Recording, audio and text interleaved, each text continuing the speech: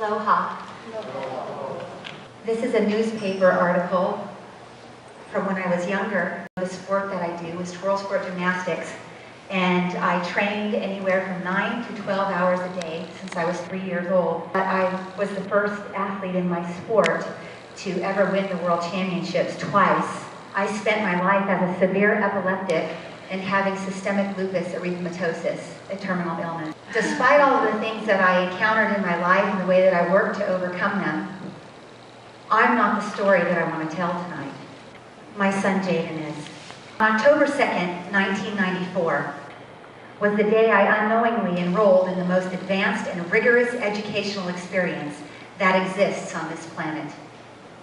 My major was selected by fate, for I never would have intentionally pursued a life degree in parenting a disabled and terminally ill child.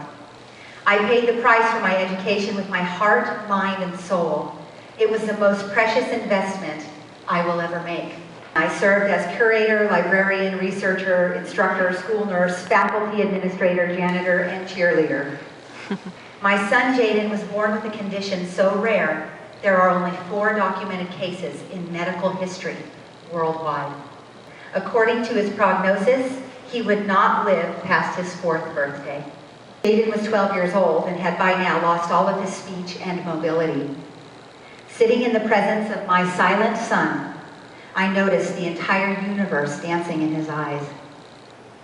The vast awareness in his gaze captured me beyond what can be described in words, and I realized he was the professor, and I, a simple student. I am so grateful for the journey that I was able to take as a mother with my son, my beautiful, amazing, giving, kind, perfect son, who never did anything wrong in his entire existence. He was nothing but love because he was so uniquely able to give me lessons in life that I never would have learned, coming from such a competitive background, having been forced to practice so often and to reach for perfection. And I, the world champion with so many gold medals and accolades,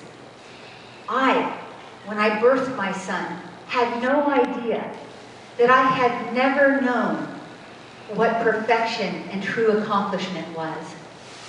I only knew it through the eyes of my son, who would never physically be able to do the things that I was able to do. 3 weeks after my son passed away, I was hit at 50 miles per hour by a teenager with a learner's permit. All I could think of was, if I am completely disabled, I am so grateful because I know how to live. I saw my son do this. And if I'm going to be a painter with my teeth, I can't wait to see what I come up with. I realized that I could use my arm after a while, so it wasn't with my teeth. The very first thing I've drawn was a portrait of myself and my son at my feet. When you're unable to do the things that you thought you were going to do, or that society expected you to do, or the things that you may want to do, when you're not able to do those, you realize the things that you are able to do. So that everybody is able, regardless of their circumstances, and that we are all able to reach our highest potential, no matter who we are, or where we're at in life, or what comes our way. The message that I really want to bring is a thank you to everybody in this room, for everybody who has a heart for the uniquely abled, knowing that their highest potential is as high as all of our highest potentials. Because potential is limitless. It doesn't have brands, it doesn't have names, it doesn't have titles. Potential is whatever you can reach in your lifetime that means something to humanity. Every time you open yourself to assisting a uniquely abled person, you're opening your life to lessons of love.